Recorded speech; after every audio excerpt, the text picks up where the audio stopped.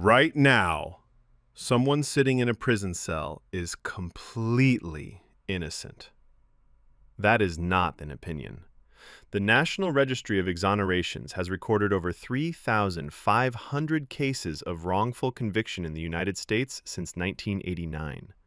Over 3,000 people exposed, cleared, set free, after years behind bars for crimes they did not commit. And here is where it gets worse. Researchers at the University of Pennsylvania estimated that about 6% of people in the general prison population may be wrongfully convicted. 6%! With roughly 2.3 million people locked up in America alone, that could mean over 100,000 innocent people sitting in prison right now as you watch this video. So, why does this happen? Because most people do not understand how the justice system actually works. They do not know their rights. They do not understand court procedures. And that ignorance is dangerous. Today, we are going to change that. This is your full course on how the justice system works, from your very first encounter with police all the way to the Supreme Court. And by the end, you will know more than most people will ever learn in their entire lives. Stay with me. Let me ask you something. Have you ever been pulled over by a police officer and had no idea what you could and could not say? Or watched a family member get arrested and felt completely helpless because you did not know what steps to take? Or signed a document, a lease, a contract, anything, without truly understanding what you agreed to? That is what happens when you do not understand the law.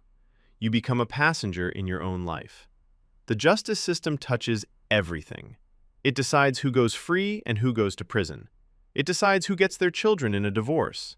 It decides if your landlord can throw you out or if your boss can fire you.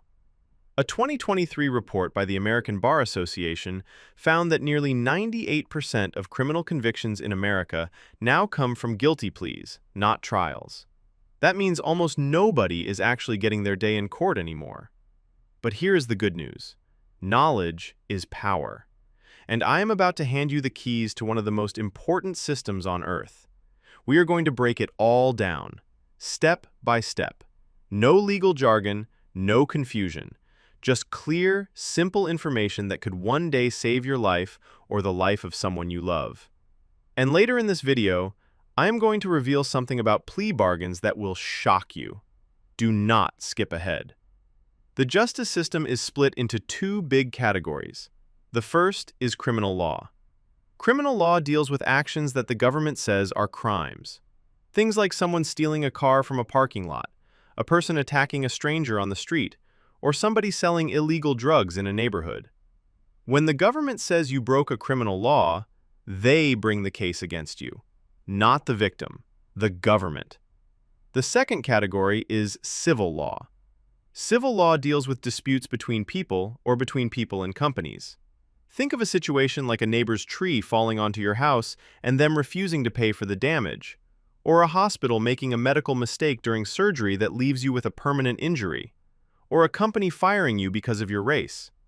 In civil law, the person who feels wronged brings the case themselves. The government is not involved. Here is the key difference you need to remember. In criminal law, if you lose, you can go to prison. In civil law, if you lose, you usually just pay money. The punishments are different. The rules are different. The entire game is different. And understanding which game you are playing, that is the first step to protecting yourself. Now, above both criminal and civil law sits something even more powerful. It is called constitutional law. The Constitution is the supreme law of the land. It is the boss of all other laws. In the United States, the Constitution was written in 1787, and it lays out the basic rules that the entire government must follow. Think of the Constitution as the rule book for the people who make the rules. Lawmakers cannot pass any law that goes against the Constitution. If they do, courts can strike that law down. This has happened hundreds of times throughout history. The Constitution protects your freedom of speech, your right to a fair trial, your right against cruel punishment, and much more. And this is important. Every country has some form of constitutional law.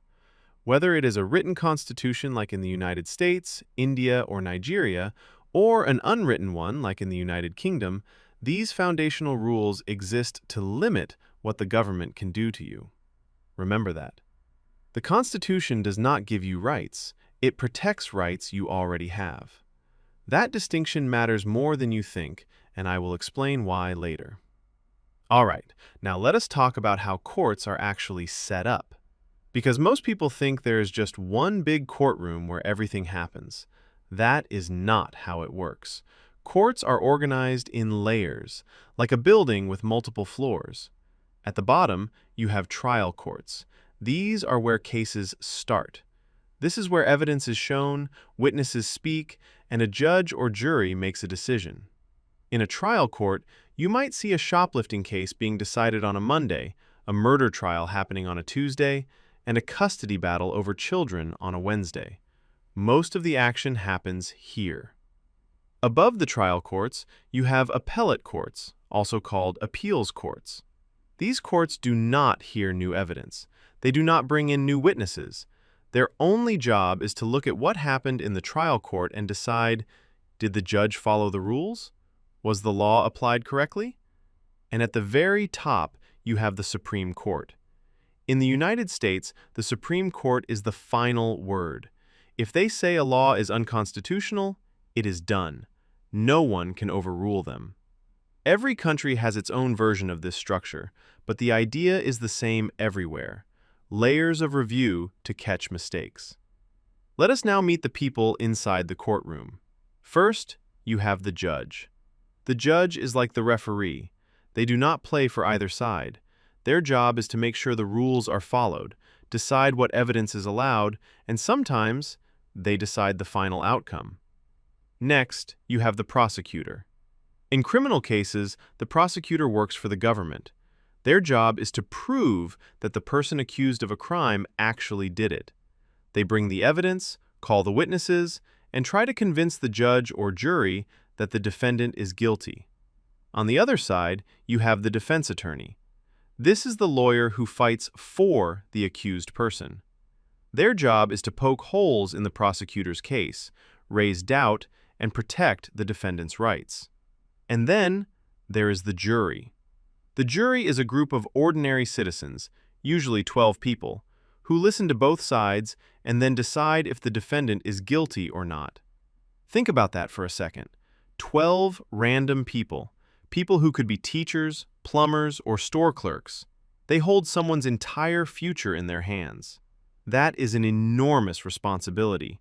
And later, I'm going to show you how easily juries can be misled. It will blow your mind. This is one of the most important sections of this entire video. Your rights during an arrest. If you learn nothing else today, learn this. When a police officer arrests you in the United States, they are required to read you something called your Miranda rights. You have heard it on TV 1,000 times. You have the right to remain silent. Anything you say can and will be used against you. That is not just a TV line. That is real. And it exists because the Supreme Court ruled in Miranda versus Arizona in 1966 that people must be told their rights before being questioned. Why? Because before that ruling, police could pressure people into confessing to crimes they did not commit. And it happened all the time. Here is what most people do not know. You do not have to answer any questions without a lawyer present. None.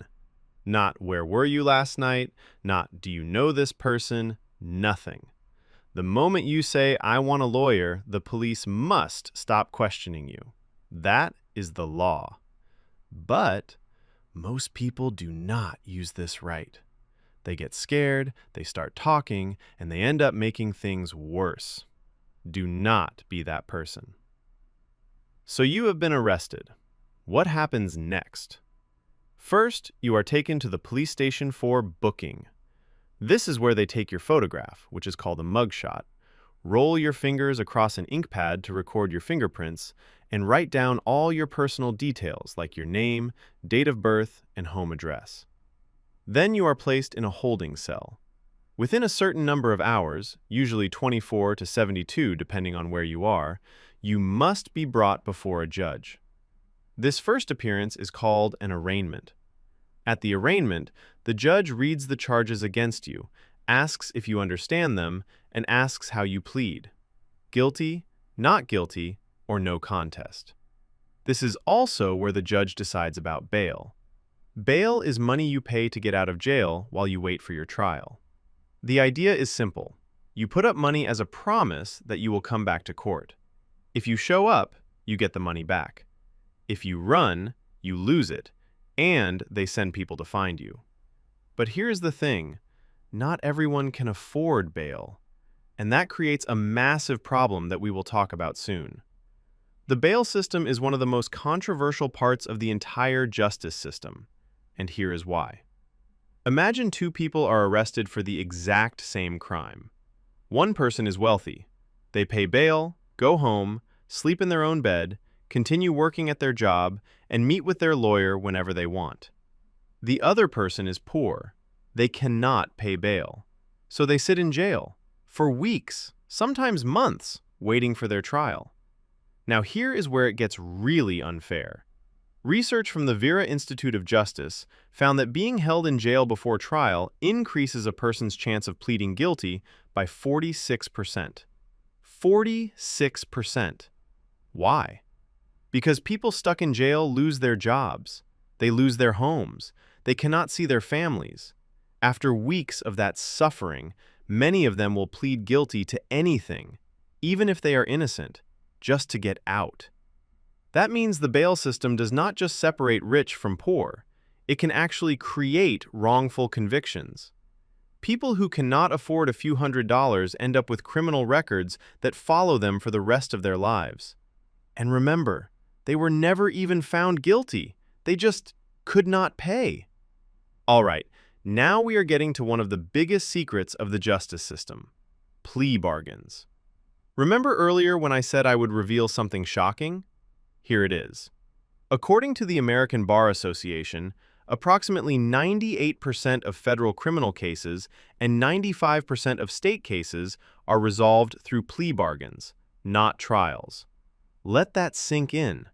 A plea bargain is a deal. The prosecutor says, if you plead guilty, I will give you a lighter sentence. But if you go to trial and lose, you will get a much heavier sentence. So imagine you are accused of a robbery you did not commit. The prosecutor offers you 2 years in prison if you plead guilty. But if you go to trial and the jury finds you guilty, you could get 15 years. Even if you are innocent, would you risk 15 years? Or would you take the 2? That is the trap. A study published by the Vera Institute found that more than 90% of all criminal convictions come from plea bargaining. The system was designed for trials. It was built on the idea that every person gets their day in court.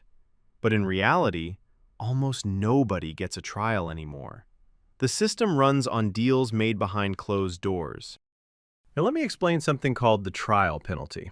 This is the extra punishment you get for daring to exercise your right to a trial. And yes, it is real. Research has shown that defendants who reject plea deals and go to trial can face sentences that are 7 to 9 years longer than what was offered in the plea deal. 7 to 9 extra years, just for saying, I want my day in court. Think about how backwards that is. The Constitution guarantees you the right to a trial, but the system punishes you for using that right. It is like a restaurant that has a menu but charges you extra if you actually order from it. This is why so many innocent people plead guilty. They are not choosing between guilt and innocence. They are choosing between a short sentence and a long one, between seeing their children grow up and missing their entire childhood. The system has turned the trial into a threat rather than a right, and most people have no idea this is happening. The Sixth Amendment to the United States Constitution says that every person accused of a crime has the right to a lawyer. If you cannot afford one, the government must give you one for free. This right comes from a famous case called Gideon versus Wainwright, decided by the Supreme Court in 1963. A man named Clarence Gideon was charged with a felony. He could not afford a lawyer. He asked the court for one. They said no. Gideon represented himself at trial. He lost. He was sent to prison. But from his prison cell, he wrote a letter to the Supreme Court, in pencil, on prison stationery. And the Supreme Court agreed to hear his case. They ruled that the right to a lawyer is so fundamental that no person can get a fair trial without one. Gideon got a new trial with a lawyer, and this time he was found not guilty. One man, one pencil, one letter, and it changed the law for every person in America forever. But here's the problem. The right to a lawyer and the right to a good lawyer are two very different things. And what I'm about to tell you next will show you exactly what I mean. Remember those free lawyers the government must provide? They are called public defenders, and they are in crisis. A landmark 2023 study by the RAND Corporation found that the old guidelines for how many cases a public defender should handle are dangerously outdated. The old standards said a public defender could handle about 150 felony cases per year, spending roughly 14 hours on each case.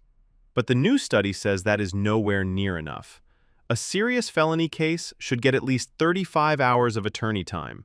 A murder case, 248 hours.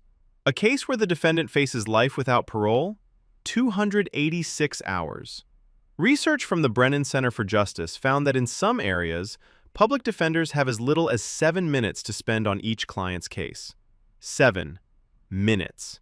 Imagine being accused of a crime that could send you to prison for 10 years, and your lawyer has spent less time on your case than it takes to order a meal at a restaurant, or to take a shower, or to watch a single YouTube video. About 70% of public defenders report high levels of burnout and stress. They are not bad lawyers. They are drowning. And the people who suffer most are the poor people who need them. Now let us talk about one of the scariest parts of the justice system: eyewitness testimony. You would think that if someone saw a crime happen and pointed at the person who did it, that would be solid evidence, right? Wrong. The Innocence Project reports that more than 60% of their wrongfully convicted clients were sent to prison based on eyewitness misidentification. 60%! And the American Psychological Association estimates that 1 in 3 eyewitnesses makes an incorrect identification. 1 in 3. That means every time 3 witnesses point at someone in a courtroom, statistics say one of them is probably wrong. How is that possible? Because your memory is not a video camera. As psychologist Elizabeth Loftus of the University of California has demonstrated in over 30 years of research, memory is reconstructed every time you recall it. Your brain fills in gaps. It mixes up details. It can even create memories of things that never happened. And under stress, like when you witness a crime, your memory gets even worse. This is not opinion. This is hard science. If eyewitness testimony is scary, false confessions are absolutely terrifying. You might be thinking, why would anyone confess to a crime they did not commit? It sounds insane, but it happens far more often than you think. Of the 375 people exonerated through DNA testing by the Innocence Project, approximately 25% had falsely confessed to the crime. 1 out of every 4. These were people who sat in a room with police officers for hours, sometimes days, under extreme pressure, with no food, no sleep, being told over and over that the evidence was against them, until they broke and said what the officers wanted to hear. The psychology behind this is well documented. Think about a time you were exhausted after being awake for 20 straight hours, and someone kept asking you the same question over and over. Or a time a parent or teacher kept pressuring you to admit something and you finally just said yes to make it stop. Or a time when you were so confused and scared that you started to doubt your own memory. Now multiply that pressure by 1,000. That is what happens in a police interrogation room. And once you confess, even falsely, it is nearly impossible to take it back. Let us talk about evidence. In a trial, not just any information can be presented to the jury. There are strict rules about what counts as evidence and what does not. These rules exist to keep the trial fair and to prevent the jury from being misled. The most common types of evidence are physical evidence, like a weapon or DNA, documentary evidence, like emails or contracts, and testimonial evidence, which is what witnesses say on the stand. But there is also something called circumstantial evidence. This is evidence that does not directly prove guilt, but suggests it. For example, finding someone's jacket at a crime scene does not prove they committed the crime, but it does prove they were there at some point. One of the most important rules is the hearsay rule. Hearsay is when a witness tries to tell the court something that someone else told them, rather than something they personally saw or experienced. Imagine someone saying, "My friend told me he saw the defendant at the store." That is hearsay. The friend is not in court. The jury cannot question the friend. So that statement is usually not allowed. The rules of evidence are like a filter. They exist to make sure only reliable information reaches the jury. This next concept is critical: the burden of proof. In criminal cases, the prosecution has to prove that the defendant is guilty beyond a reasonable doubt. That is the highest standard of proof in the entire legal system. It means the evidence must be so strong that there is no logical reason to think the person is innocent. In civil cases, the standard is much lower. It is called preponderance of the evidence. That basically means, is it more likely than not that this happened? Think of it like a scale. In a civil case, you just need the scale to tip slightly in your favor. In a criminal case, you need it to crash down on one side. This is why some people can be found not guilty in criminal court, but lose in civil court for the exact same incident. Remember O.J. Simpson? He was found not guilty of murder in his criminal trial, but then the victims' families sued him in civil court and won because the standard of proof was lower. Different standards, different outcomes, same facts. Understanding this difference can change how you see every legal case you hear about from now on. Let us walk through an actual trial step by step.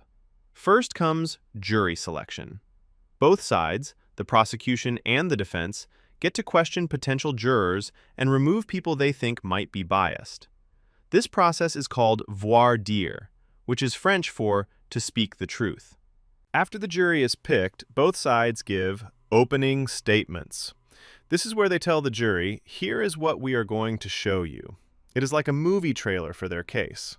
Then comes the main event, the presentation of evidence. The prosecution goes first. They call witnesses, show physical evidence, and build their case piece by piece.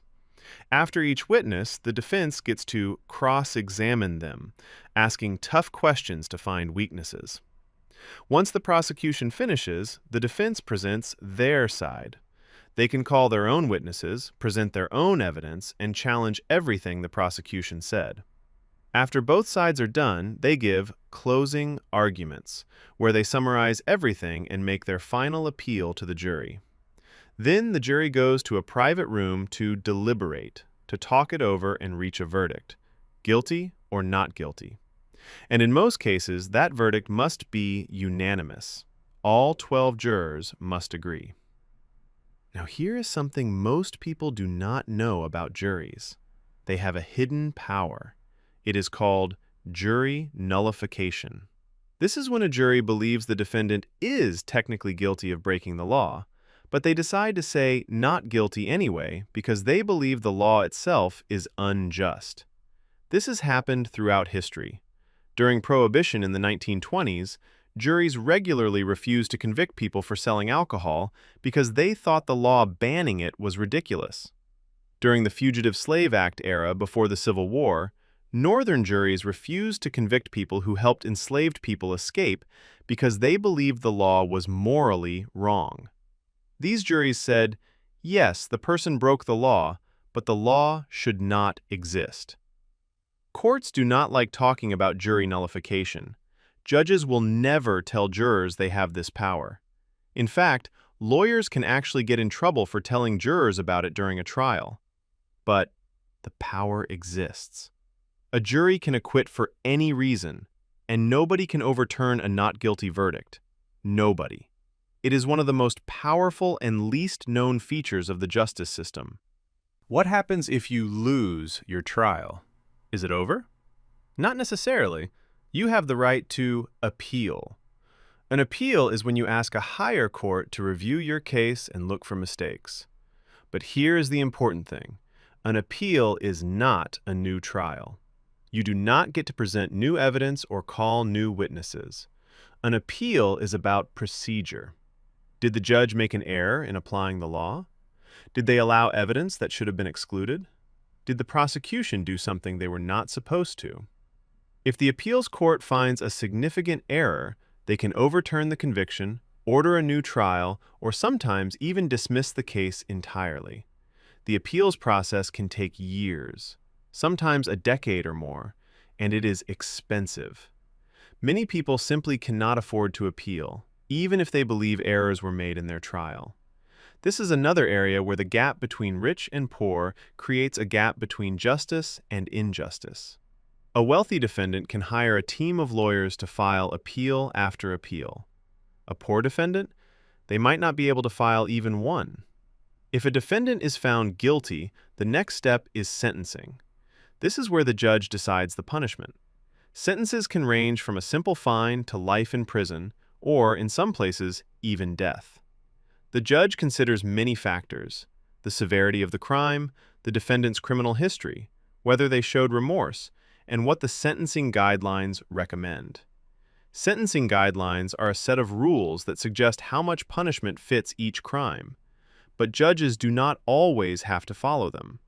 In some cases, judges have discretion, meaning they can go above or below the guidelines based on the specific facts of the case. However, some crimes carry mandatory minimum sentences, which means the judge has to give at least a certain amount of time, no matter what. Mandatory minimums have been hugely controversial. Critics argue they take power away from judges, who actually know the details of each case, and give it to lawmakers who wrote the law years ago without knowing the specific situation. A judge might look at an 18-year-old who made one mistake carrying a small amount of drugs and want to give them probation and a second chance. But the mandatory minimum forces the judge to send them to prison for 5 years. The judge's hands are tied. Now let us shift gears and talk more about civil law. Remember, civil law is about disputes between people or organizations. There are no prosecutors. There is no threat of going to prison. Instead, one person, called the plaintiff, sues another person, called the defendant, usually for money. Civil cases cover a wide range of issues. Things like two business partners disagreeing about who owns a patent they developed together, a customer suing a restaurant because they found something dangerous in their food, or a worker filing a case against their employer for not paying overtime wages. All of these are civil matters. The process is similar to criminal trials, but with some key differences. The standard of proof is lower, as we discussed. There is usually no jury for smaller cases, just a judge. And the outcome is almost always about money, called damages. The court might order the losing side to pay for medical bills, lost wages, emotional suffering, or sometimes punitive damages, which is extra money meant to punish the person who did wrong and discourage others from doing the same thing. There is a special type of civil court that everyone should know about. It is called small claims court. This is a court designed for everyday people to resolve small disputes without needing a lawyer. The rules are simpler, the process is faster, and the amount of money involved is usually limited, often between $5,000 and $10,000, depending on where you live. People use small claims court for situations like a landlord refusing to return a security deposit after a tenant moved out and left the apartment in perfect condition, or a mechanic charging $2,000 to fix a car but making the problem even worse, or someone lending a friend $3,000 and the friend never paying it back despite repeated promises. These are small amounts that would not make sense to hire an expensive lawyer for. In small claims court, you represent yourself. You tell the judge your side, show any evidence you have, like text messages, photos, or receipts, and the judge makes a decision, usually on the same day. It is one of the most accessible parts of the justice system, and yet most people do not even know it exists. If someone owes you money or wronged you and the amount is small, this might be your answer. Let us talk about something that affects you every single day: contracts. A contract is simply an agreement between two or more people that the law will enforce. And you enter into contracts way more often than you think. Every time you tap "I agree" on an app's terms of service, you have entered a contract. Every time you sign a lease for an apartment, you have entered a contract. Every time you accept a job offer, you have entered a contract. For a contract to be valid, it needs a few things. First, there must be an offer. One person proposes a deal. Second, there must be acceptance. The other person agrees. Third, there must be consideration. Both sides must give something of value. You give your work. Your employer gives you money. That is consideration. Here is where people get into trouble. They sign contracts without reading them. And buried in those pages of tiny print are clauses that can take away your rights. Clauses like a mandatory arbitration clause that says you give up your right to sue the company in court if they cheat you. Or a non-compete clause that says you cannot work for any similar company for 2 years after you leave. Or an automatic renewal clause that keeps charging your credit card month after month unless you cancel in a very specific way during a very specific window. Read before you sign. Always. Family law is the branch of law that deals with family matters: divorce, child custody, adoption, domestic violence, and marriage. For millions of people around the world, family court is the first and only court they will ever step foot in. In divorce cases, the court has to divide property, decide whether one spouse will pay the other support money called alimony, and most importantly, decide who gets custody of the children. Courts use a standard called the best interest of the child. Everything revolves around what is best for the children, not what the parents want. Custody can be joint, where both parents share time and decision-making, like alternating weeks or splitting holidays. Or it can be sole, where one parent has the children most of the time and makes all the major decisions about things like which school they attend and what medical treatment they receive. Understanding these terms before you ever need them can save you enormous stress and heartbreak. Family law is emotional. It is messy. But knowing the basics gives you a foundation to stand on when everything else feels like it is falling apart. Now I want to take you on a journey beyond Western law, because the justice system did not start in America or Europe. Some of the oldest and most profound legal ideas come from the East. In ancient China, the philosophy of legalism, developed by thinkers like Han Fei-Tse, argued that strict laws and harsh punishments were the only way to maintain order in society. But there was an opposing view. Confucianism, taught by Confucius himself, believed that virtue and moral education were more important than punishment. Confucius said that if you lead people with laws and control them with punishment, they will try to avoid punishment but feel no shame. But if you lead them with virtue, they will have a sense of shame and become good people on their own. This debate between punishment and rehabilitation is still happening today. Every country in the world is trying to answer the same question: is the purpose of the justice system to punish wrongdoers or to reform them? Some countries lean heavily toward punishment. Others, particularly in Scandinavia, focus on rehabilitation. The answer you believe in shapes how you see every criminal case, every sentence, and every prisoner. There is a third approach that is gaining more and more attention around the world. It is called restorative justice, and it is a completely different way of thinking about crime. Instead of asking, what law was broken and how should we punish the person, restorative justice asks, who was harmed and how do we make it right? In a restorative justice process, the offender and the victim sit down together, often with a trained mediator. The victim gets to tell the offender directly how the crime affected them. The offender hears the human impact of what they did, and together they work out a plan for the offender to make amends through community service, paying restitution, or other meaningful actions. This approach comes from indigenous traditions around the world, from Maori practices in New Zealand to Ubuntu philosophy in South Africa.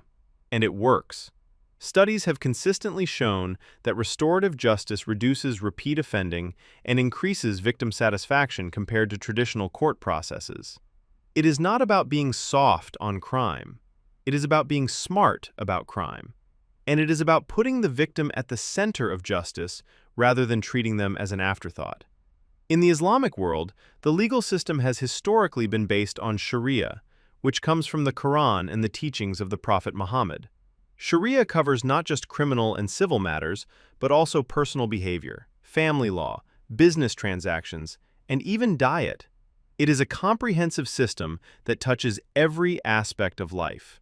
One of the most interesting concepts in Islamic law is the idea of maqasid al-Sharia, or the objectives of the law. These objectives are to protect 5 things: life, intellect, lineage, property, and faith. Every legal ruling is supposed to serve one or more of these objectives.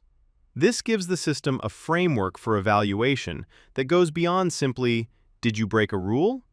What many people do not realize is that Islamic law has a rich tradition of legal scholarship and debate. Scholars have spent centuries analyzing, interpreting, and adapting legal principles to new situations. There are multiple schools of thought within Islamic law, each with different approaches to the same questions.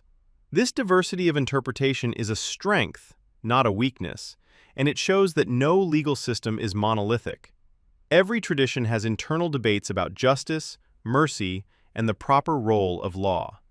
In ancient India, the concept of dharma formed the foundation of law and justice. Dharma is a complex idea that encompasses duty, righteousness, moral order, and cosmic law all at once. The ancient text known as the Manusmriti, or Laws of Manu, laid out detailed rules for social behavior, legal procedures, and punishment. What is fascinating about Hindu legal philosophy is the emphasis on context. The same action could be judged differently depending on the person's role in society, their intentions, and the circumstances. Justice was not seen as a rigid, one-size-fits-all system, but as something that required wisdom and discernment from the judge. Modern India has moved away from ancient religious law and adopted a secular legal system based largely on British common law due to colonization. But the underlying philosophical ideas still influence how many people in South Asia think about justice, duty, and right and wrong. Understanding these traditions helps you see that justice is not just a Western invention. It is a human pursuit that every civilization has grappled with, each bringing unique insights to the table. Let us go back to the practical side and talk about how a criminal investigation actually works from the very beginning. When a crime is reported, law enforcement begins an investigation. They visit the crime scene, collect physical evidence, interview witnesses, and try to build a picture of what happened. Detectives look for things like fingerprints, DNA, surveillance camera footage, phone records, and any physical items left behind. They create a timeline of events, they identify potential suspects, and they compare the evidence against those suspects. This process can take days or years, depending on the complexity of the case. But here is something critical. The National Institute of Justice found that faulty forensic science is a significant factor in wrongful convictions. That means the very science used to investigate crimes is not always reliable. Forensic methods that were once considered rock solid, like bite mark analysis and hair comparison, have been shown to have serious flaws. Even fingerprint analysis, which most people believe is 100% accurate, has error rates that are higher than you would think. The investigation is only as good as the methods used to conduct it. The Fourth Amendment to the United States Constitution protects you against unreasonable searches and seizures. This means the police cannot just walk into your home and start looking through your things whenever they want. They need a warrant, a document signed by a judge that says there is good reason to believe evidence of a crime will be found in a specific location. To get a warrant, the police must show probable cause. They have to convince a judge that there is a reasonable basis to believe a crime has been committed and that searching a particular place will produce evidence of that crime. The warrant must be specific. It has to say exactly where the police can search and what they are looking for. If the police search your property without a warrant and without a valid exception, any evidence they find can be thrown out of court. This is called the exclusionary rule. Imagine the police illegally search someone's car trunk without permission, without a warrant, and without any emergency, and they find stolen goods inside. Even though the stolen goods are evidence of a crime, a judge could rule that the evidence cannot be used because it was obtained illegally. The rule exists to keep the police in check and protect your privacy. In the modern world, your digital life raises entirely new legal questions. Can the police search your phone without a warrant? Can the government read your emails? Can your employer monitor your text messages? These questions are being answered right now in courts around the world. In 2014, the United States Supreme Court ruled in Riley v. California that police cannot search your cell phone without a warrant, even during an arrest. The court recognized that a phone contains your entire life, your photos, your messages, your search history, your medical information. Searching it without a warrant would be like giving police unlimited access to your most private thoughts. But technology moves faster than the law. Companies collect enormous amounts of your data every day. Your social media apps track which posts you look at and for how long. Your navigation app records every place you drive to and at what time. And your smart speaker at home listens for its wake word, but may capture conversations happening nearby. The law is still catching up to these realities. Protecting your digital privacy requires understanding not just your legal rights, but also the technology you use and the data it collects. Immigration law is another major area of the justice system that affects millions of people worldwide. Immigration law determines who can enter a country, how long they can stay, and what they can do while they are there. It covers visas, residency permits, asylum applications, deportation, and citizenship. What many people do not realize is that immigration cases are handled in civil court, not criminal court. This means that people facing deportation do not have the automatic right to a government-provided lawyer. They are on their own. And the immigration system is incredibly complex, with constantly changing rules, deadlines, and requirements. The consequences of immigration cases are enormous. A single mistake on an application, a missed deadline, or a misunderstanding of the rules can result in someone being separated from their family and sent to a country they may not have lived in for decades. If you or someone you know is dealing with immigration issues, getting proper legal help is not optional. It is essential. Many communities have free or low-cost legal clinics specifically for immigration matters. Seek them out. Your job is one of the most important things in your life, and there are laws designed to protect you in the workplace. Employment law covers everything from hiring and firing to wages, safety, discrimination, and harassment. Knowing these laws can be the difference between being taken advantage of and standing up for yourself. In many countries, it is illegal for an employer to discriminate against you based on your race, gender, religion, age, disability, or national origin. It is illegal to pay you less than minimum wage. It is illegal to make you work in unsafe conditions. And it is illegal to fire you for reporting illegal activity, which is called whistleblower protection. But here's the reality. Many employers break these laws and get away with it because workers do not know their rights. Think about the restaurant worker who gets paid below minimum wage but does not know they can file a complaint with the labor board. Or the office employee who is sexually harassed by a manager but does not know that their company is legally required to have a reporting process. Or the warehouse worker who is denied overtime pay but does not know that federal law entitles them to time and a half for every hour past 40 in a week. Knowledge is protection. Learn your rights before you need them. The justice system treats children differently from adults, and it should. The juvenile justice system is a separate system designed specifically for people under the age of 18. The philosophy behind it is fundamentally different. While the adult system focuses primarily on punishment, the juvenile system focuses on rehabilitation, on helping young people learn from their mistakes and become productive members of society. In juvenile court, the proceedings are usually private. There is no jury. A judge makes all the decisions, and the outcomes are designed to be educational rather than punitive.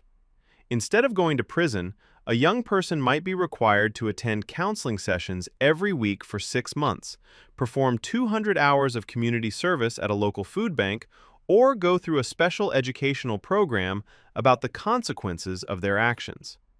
However, in serious cases, prosecutors can push to have a juvenile tried as an adult. This means a teenager could face the same penalties as a grown person, including decades in prison. This practice has been heavily criticized, particularly because brain science shows that the teenage brain is not fully developed, especially the parts responsible for decision-making and impulse control. Treating a child like an adult in the justice system is one of the most heated debates in legal circles today. Beyond national borders, there is an entire system of international law that governs relationships between countries. International law covers treaties, trade agreements, human rights, the laws of war, and disputes between nations. The main institution for this is the United Nations, which was established in 1945 after the devastation of World War II. The International Court of Justice, located in The Hague in the Netherlands, settles disputes between countries, and the International Criminal Court, also in The Hague, prosecutes individuals for the most serious crimes imaginable: genocide, war crimes, and crimes against humanity. These courts exist because some actions are so terrible that they concern all of humanity, not just one country. But international law has a fundamental weakness: enforcement. Unlike domestic law, where the police can arrest someone who breaks the law, there is no world police that can force a country to obey international law. Countries can ignore international rulings with relatively few consequences. This makes international law a fascinating but frustrating area of study. The rules exist, the courts exist, but the power to enforce them is limited. We cannot talk about the justice system without talking about racial bias. This is not comfortable, but it is necessary. Data from the National Registry of Exonerations shows that Black Americans make up about 13% of the U.S. population, but account for nearly 60% of DNA exonerations. That is a staggering disparity. Research has found that the odds of receiving a plea offer that includes prison time are almost 70% greater for Black defendants than for white defendants. And in drug cases, Black defendants are less likely to receive favorable plea offers that avoid mandatory minimum sentences. These are not opinions. These are numbers from research studies. Does this mean every person in the justice system is racist? No. But it means the system itself produces unequal outcomes based on race. And understanding this is essential for anyone who wants to navigate the system or work to change it. Awareness is the first step toward reform. You cannot fix what you refuse to see. Remember when I mentioned forensic science earlier? Let us go deeper. For decades, television shows like CSI made people believe that forensic science is perfect, that a hair fiber or a bite mark could solve any crime with 100% certainty. The reality is, that is far from the truth. The National Institute of Justice has identified that poorly validated scientific standards and poor adherence to practice are major factors in wrongful convictions. Methods like bite mark analysis, fiber analysis, and even some forms of fingerprint comparison have been criticized by the scientific community for lacking rigorous testing. Even DNA evidence, which is considered the gold standard of forensic science, has limitations. DNA can be contaminated. It can be transferred from one location to another innocently. And the interpretation of mixed DNA samples, where DNA from multiple people is found, involves judgment calls that are not always reliable. The lesson here is not that forensic science is useless. It is that forensic evidence should be one piece of the puzzle, not the entire picture. Blind trust in any single piece of evidence is dangerous. Let us bring together everything we have learned about wrongful convictions. Research examining over 3,500 cases found several key factors that consistently contribute to wrongful convictions. They are eyewitness misidentification, false confessions, unreliable forensic science, official misconduct, false accusations, and inadequate legal defense. Notice something about that list? None of those factors have anything to do with the defendant. They are all failures of the system. The witness got it wrong. The forensic lab made a mistake. The detective lied. The lawyer was too overworked to fight. The innocent person sitting in prison did nothing wrong. The people and processes around them failed. And here is what makes it even more heartbreaking. The average wrongfully convicted person spends about 14 to 16 years behind bars before being exonerated. 14 years of their life. Gone. Birthdays missed. Relationships destroyed. Careers that never happened. Children who grew up without a parent. These are not just statistics. These are lives shattered by a system that is supposed to protect them. All right, now that you understand how the system works, let us talk about how to protect yourself. Because knowledge without action is useless. Here are practical steps everyone should take. First, know your rights and exercise them. If you are stopped by police, stay calm. Be polite. But know that you have the right to remain silent and the right to a lawyer. You do not have to consent to a search of your car or home. Say clearly, "I do not consent to a search."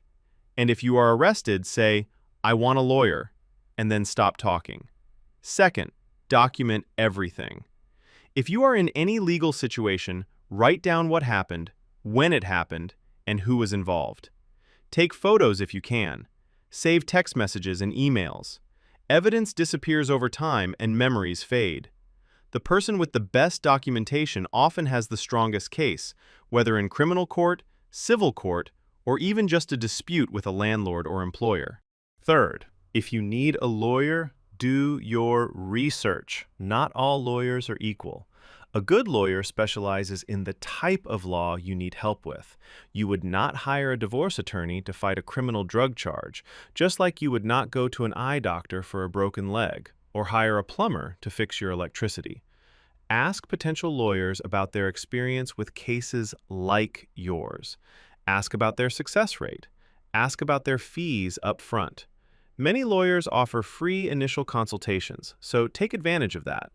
And if you cannot afford a lawyer, look for legal aid organizations in your area. Many communities have free legal clinics, especially for issues like housing, immigration, and family law. Here is a secret most people do not know. The best time to hire a lawyer is before you have a problem. Having a lawyer review a contract before you sign it, or advise you on your rights before a dispute escalates, can save you thousands of dollars and years of stress. Prevention is always cheaper than cure. There is an important concept called the statute of limitations. This is a deadline. It is the maximum amount of time after an event during which you can file a lawsuit or bring criminal charges. Once the deadline passes, you cannot take legal action, no matter how strong your case is. For example, in many places, if someone crashes into your car and damages it, you might have only 2 years to file a civil lawsuit. If a former business partner stole money from your company, you might have 3 to 5 years to take legal action. And if someone assaulted you, the criminal statute of limitations might range from a few years to no limit at all, depending on the severity of the crime. This is why acting quickly matters. If you believe you have been wronged, do not wait. Do not assume you have unlimited time. Consult a lawyer as soon as possible to find out what deadlines apply to your situation. Many people have lost their right to justice simply because they waited too long. Time is literally a legal weapon, and the clock starts ticking the moment the wrong occurs. Not every legal dispute needs to go to court. In fact, many disputes are resolved through alternative methods. The two most common are mediation and arbitration. Understanding the difference could save you enormous time and money. In mediation, a neutral third person called a mediator helps both sides talk through their disagreement and try to reach a solution they both agree on. The mediator does not make a decision for you. They just help facilitate the conversation. If you reach an agreement, great. If not, you can still go to court. Arbitration is different. In arbitration, a neutral person called an arbitrator hears both sides and then makes a binding decision. That means you must accept the outcome, just like a court ruling. Many contracts, especially employment contracts and consumer agreements, include mandatory arbitration clauses. This means that by signing the contract, you have already given up your right to go to court if a dispute arises. Read those contracts carefully. If you see the words binding arbitration, know what you are agreeing to. Tort law is the area of civil law that deals with situations where one person's actions cause harm to another person. If someone injures you through negligence, recklessness, or intentional behavior, you can sue them for damages under tort law. The most common type of tort is negligence. For example, a store owner who does not clean up a spill on the floor for hours and a customer slips and breaks their wrist, or a driver who is texting while driving and crashes into a pedestrian on a crosswalk, or a doctor who prescribes the wrong medication because they did not read the patient's allergy chart. In each case, someone had a duty to be careful. They breached that duty, and someone got hurt as a result. To win a negligence case, you need to prove 4 things. First, the defendant had a duty of care toward you. Second, they breached that duty. Third, their breach caused your injury. Fourth, you suffered actual damages, meaning real harm. Miss any one of these 4 elements and your case fails. That is why understanding the structure of a legal claim matters. Every piece must be in place. Property law governs who owns things and what they can do with those things. This includes both real property, which is land and buildings, and personal property, which is basically everything else. Your car, your phone, your clothes, your money. When it comes to real property, the concept of title is crucial. Title is the legal right to own, use, and dispose of property. When you buy a house, the title is transferred from the seller to you. But title can be complicated. There could be hidden issues, like an unpaid tax bill from a previous owner that creates a claim against the house, or an old mortgage that was never properly discharged that technically gives a bank a right to the property, or a neighbor who has been using part of your land for 20 years and now has a legal right to continue using it. That last one is called adverse possession, and it is real. Before buying any property, a lawyer or title company should do a title search to make sure there are no hidden problems. This is one of those situations where spending a few $100s up front can save you from a disaster worth tens of thousands later. Protect your ownership. Verify your title. When someone dies, their property and possessions need to be distributed. The legal process for this is called probate. If the person left a will, which is a legal document saying who should get what, the probate court follows those instructions. If they died without a will, called dying intestate, the court distributes their property according to state or national law. Dying without a will can create chaos. Imagine a father who passes away without a will, and his 3 adult children from 2 different marriages all claim they should get the family house. Or a woman who dies and her longtime partner of 20 years gets nothing because they were never legally married and the law gives everything to distant relatives. Or a business owner who dies suddenly and nobody knows who is authorized to access their bank accounts or make decisions about the company. Creating a will is one of the most important legal steps you can take, and one of the most neglected. It does not require a lot of money or time, but it can prevent your family from going through years of legal battles after you are gone. If you care about the people in your life, get a will. Do it this month. Intellectual property is property you create with your mind. It includes inventions, music, books, art, brand names, and business ideas. And it is protected by law through patents, copyrights, trademarks, and trade secrets. A patent protects an invention. If you invent something new, a patent gives you the exclusive right to make, use, and sell it for a certain number of years. A copyright protects creative works like books, music, films, and software. A trademark protects brand identifiers like logos, slogans, and business names. And a trade secret protects confidential business information, like a secret recipe or manufacturing process. In today's digital world, intellectual property is more valuable than ever. A single song can generate millions of dollars in streaming revenue.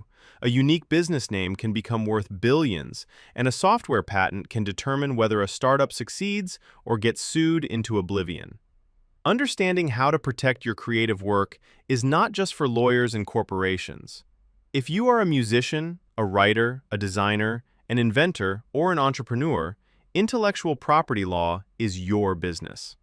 Nobody likes talking about taxes, but every person needs to understand the basics of tax law. Taxes are payments you make to the government, and that money funds public services like roads, schools, hospitals, police, and military. Tax law determines how much you owe, when you owe it, and what happens if you do not pay. There are different types of taxes. Income tax is charged on the money you earn. Sales tax is charged when you buy goods. Property tax is charged on real estate you own. Capital gains tax is charged when you sell an asset for a profit. And in many countries, there is also an inheritance or estate tax when wealth is passed from one generation to the next. Here's something important. Tax evasion, which is illegally hiding income or lying about your earnings, is a crime. But tax avoidance, which is using legal strategies to reduce the amount of tax you owe, is perfectly legal. Every wealthy person and corporation uses tax avoidance strategies. Learning the basics of tax planning is not about cheating. It is about keeping more of the money you legally earned. And yes, this is something the system allows, if you know how to use it.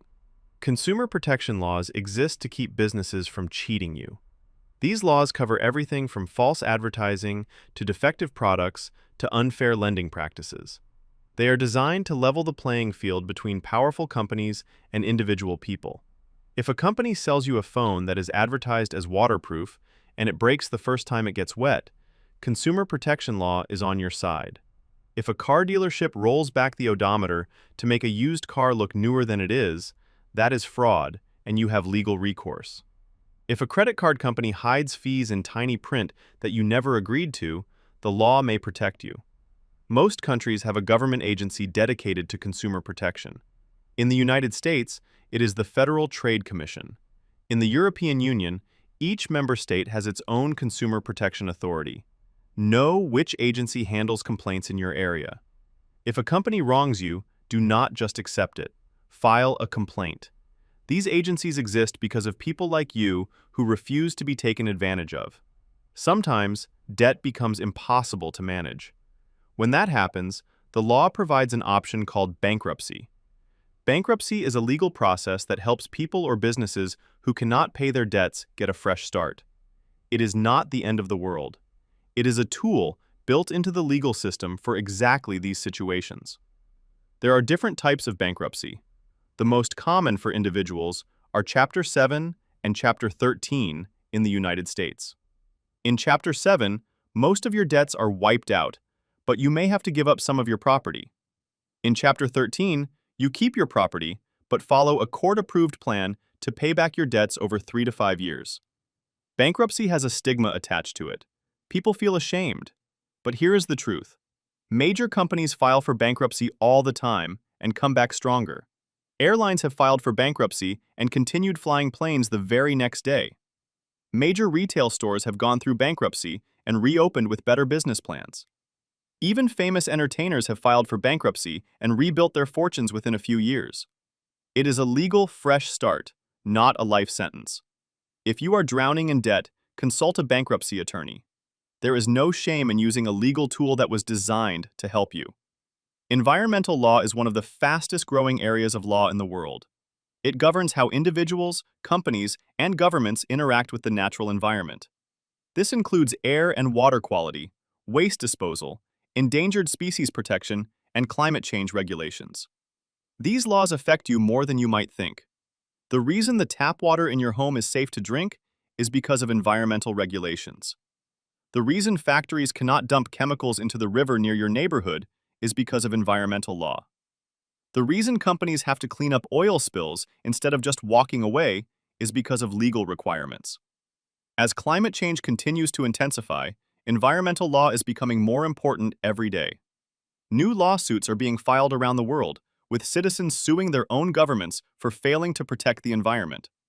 This is a field where the law and the future of humanity intersect.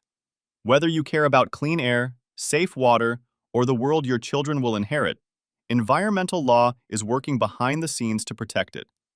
Freedom of speech is one of the most cherished and most misunderstood rights in the world. In the United States, the First Amendment protects your right to express your opinions without government interference.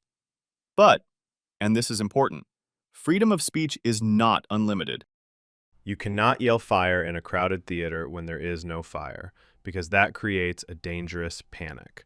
You cannot make true threats of violence against someone. You cannot commit defamation, which means making false statements that damage someone's reputation. And freedom of speech protects you from the government, not from private companies or individuals. That means if you post something offensive on social media and the platform removes it, that is not a violation of your free speech rights, because the platform is a private company with its own rules. If your employer fires you for something you said at work, that may or may not be protected depending on the circumstances and your local laws. If a university bans you from speaking at an event, it depends on whether it is a public or private institution. Understanding the boundaries of free speech is just as important as understanding the right itself. Privacy law is exploding in importance. In an age where companies collect, store, and sell your personal data, understanding your privacy rights is no longer optional. The European Union's General Data Protection Regulation, known as GDPR, is one of the strongest privacy laws in the world, giving individuals significant control over their personal data. Under GDPR, companies must tell you what data they collect and why. You have the right to access your data, correct it, and in many cases, demand that it be deleted. Companies that violate GDPR can face fines of up to 4% of their global annual revenue.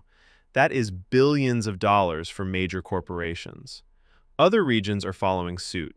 California passed its own Consumer Privacy Act. Brazil has its General Data Protection Law, and more countries are drafting similar legislation every year. The message is clear.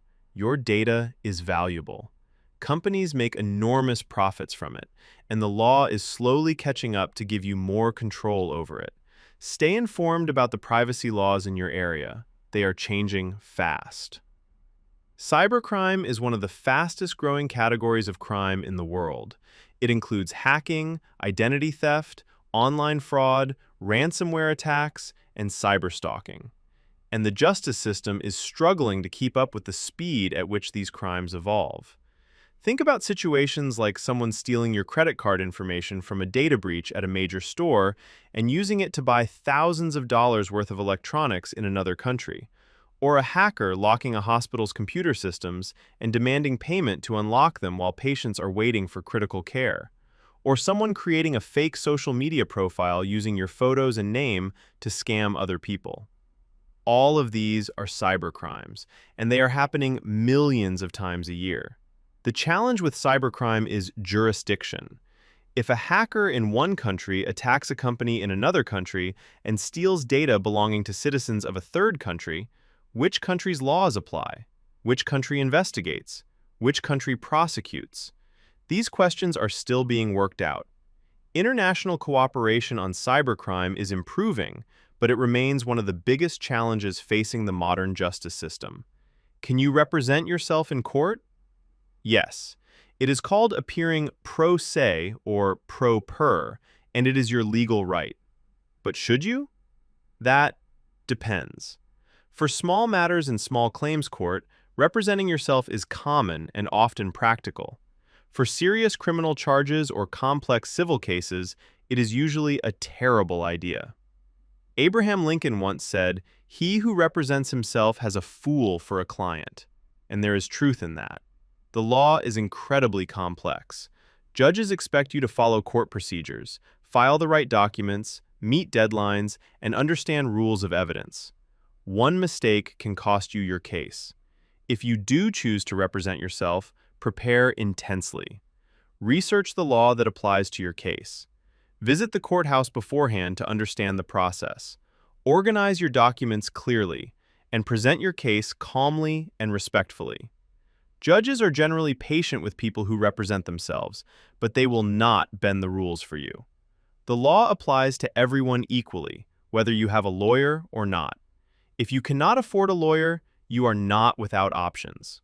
Many countries have legal aid programs that provide free or low-cost legal services to people who qualify based on their income level. These programs cover criminal defense, family law, housing disputes, immigration, and more. In the United States, the Legal Services Corporation funds legal aid programs across the country. Many law schools run free legal clinics where law students, supervised by professors, handle real cases. Bar associations often have referral services that can connect you with lawyers who offer reduced fees or pro bono work, which means free of charge. The internet has also made legal information more accessible than ever. Websites provide free legal information, form templates, and guides for common legal issues. But be careful. There is a big difference between legal information and legal advice. Information tells you what the law says. Advice tells you how the law applies to your specific situation. For anything serious, get actual advice from a qualified professional. Throughout this entire video, we have seen both the strengths and the weaknesses of the justice system. It is a system built on powerful ideals: fairness, equality, the presumption of innocence. But it is also a system plagued by real problems: racial bias, underfunded public defenders, unreliable evidence, and coercive plea bargaining. Reform is happening, slowly. Some states are eliminating cash bail to reduce the disadvantage faced by poor defendants. Some jurisdictions are adopting better eyewitness identification procedures based on scientific research. Some courts are implementing restorative justice programs as alternatives to incarceration. And advocacy organizations are fighting to improve public defense funding. But reform needs public pressure. It needs people who understand the system and demand better. That is you now. By watching this video, you know more about how the justice system works than the vast majority of people on this planet. That knowledge gives you power. Use it, share it, and if you see injustice, speak up. Let me give you a clear action plan. Step 1. Memorize your basic rights. The right to remain silent. The right to a lawyer. The right against unreasonable searches. These 3 rights alone can protect you in the most critical moments of your life. Step 2. Keep a legal folder at home. Store copies of important documents there: your lease, employment contracts, insurance policies, medical records, and any legal correspondence. If a landlord tries to evict you illegally, you can pull out your lease and show exactly what was agreed. If an employer tries to deny you benefits, you can pull out your employment contract and point to the specific clause that proves your case. If someone disputes a medical procedure, you can access your records immediately. Step 3. Build a relationship with a lawyer before you need one. Many lawyers will do an initial consultation for free. Find one who practices in the areas most relevant to your life, whether that is family law, employment law, or business law. Having a lawyer you can call when trouble arises is priceless. I want you to think about this. Every wrongfully convicted person, every person who signed a bad contract, every worker who was cheated by an employer, every parent who lost custody unfairly. The one thing they all have in common is that in their most critical moment, they did not have the knowledge to protect themselves. That is not going to be you. Not anymore. You now understand the two types of law. You know how courts work. You know your rights during an arrest. You understand plea bargains, evidence rules, and the burden of proof. You know about forensic science limitations, eyewitness unreliability, and false confessions. You understand contracts, property law, family law, and so much more. This knowledge is your armor. It will not make you a lawyer, but it will make you someone who cannot be easily deceived, manipulated, or taken advantage of. And that is powerful. Share this video with someone you care about, because everyone deserves to know how the system that governs their life actually works. Before I go, one last thing. The justice system is not perfect. No system built by humans ever is. But it is the system we have. And the people who understand it, they are the ones who can navigate it, survive it, and ultimately, change it. Do not wait until you are in trouble to learn your rights. Do not wait until you are sitting in a courtroom to understand how trials work. Do not wait until someone wrongs you to learn how to fight back. The time to learn is now. And you have already taken the biggest step by making it to the end of this video. If this video helped you, drop a comment below and tell me which part surprised you the most. Hit that subscribe button so you never miss another video like this, and share this with your family, your friends, your community, because justice should not be a privilege reserved for those who can afford it. Justice should belong to everyone. Thank you for watching. Stay informed, stay protected, and never stop learning.